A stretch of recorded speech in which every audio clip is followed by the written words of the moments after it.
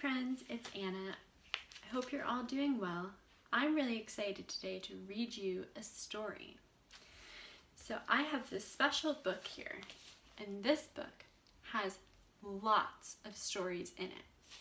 So some of the stories in here are stories that we have at school, and books that we have at school.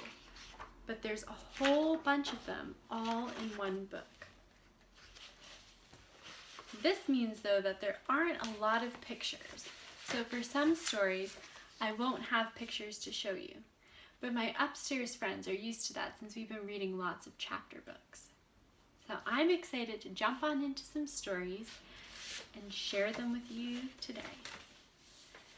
The first story I'm going to read is a Frog and Toad story because I know that the upstairs class loves Frog and Toad.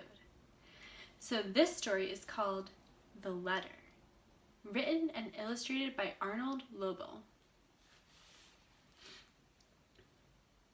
Toad was sitting on his front porch. Frog came along and said, "What's the matter, Toad? You're looking sad." "Yes," said Toad, "this is my sad time of day. It is the time when I wait for the mail to come. It always makes me unhappy." "Why is that?" asked Frog. "Because I never get any mail," said Toad. "Not ever?" asked Frog. "No, never," said Toad. "No one has ever sent me a letter. Every day my mailbox is empty. That is why waiting for the mail is a sad time for me."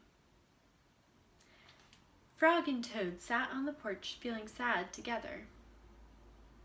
Then Frog said, "I have to go home now, Toad. There is something that I must do." Frog hurried home. He found a pencil and a piece of paper. He wrote on the paper. He put the paper in an envelope, and on the envelope he wrote, "A letter for Toad." Frog ran out of his house. He saw a snail that he knew. "Snail," said Frog, "please take this letter to Toad's house and put it in his mailbox." "Sure," said the snail, "right away." Then Frog ran back to Toad's house. Toad was in bed, taking a nap. "Toad," said Frog, "I think you should get up and wait for the mail some more." "No," said Toad, "I am tired of waiting for the mail." Frog looked out the window at Toad's mailbox. The snail was not there yet. "Toad," said Frog, "you never know when someone may send you a letter." "No, no," said Toad, "I do not think anyone will ever send me a letter." Frog looked out the window. The snail was not there yet. "But Toad," said the Frog, "someone may send you a letter today." "Don't be silly," said Toad. "No one has ever sent me a letter before, and no one will send me a letter today." Is that true? Frog looked out the window. The snail was still not there. "Frog, why do you keep looking out the window?" said Toad. "Because now I am waiting for the mail," said Frog. "But there will not be any," said Toad. "Oh, yes, there will," said Frog, "because I have sent you a letter." "You have?" said Toad. "What did you write in the letter?" Frog said, "I wrote, 'Dear Toad, I am glad that you're my best friend. Frog.'" "Oh," said Toad, "that makes a very good letter." Then Frog and Toad went out onto the porch to wait for the mail.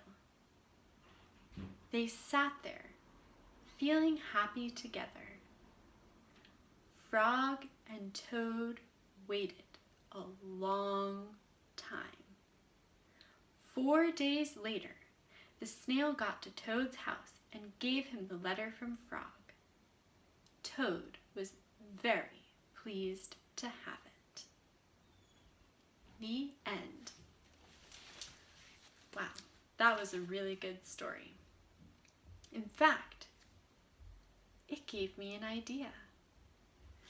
Maybe now, while we're all staying in our own homes for a while, you could write some letters to your friends for them to get. You can either put them in the mail or save them for when we're all back at school. And you can write to your friends and say something kind or draw them a beautiful picture. The possibilities are endless. Wishing you all a wonderful day, and I'll talk to you again soon. Bye!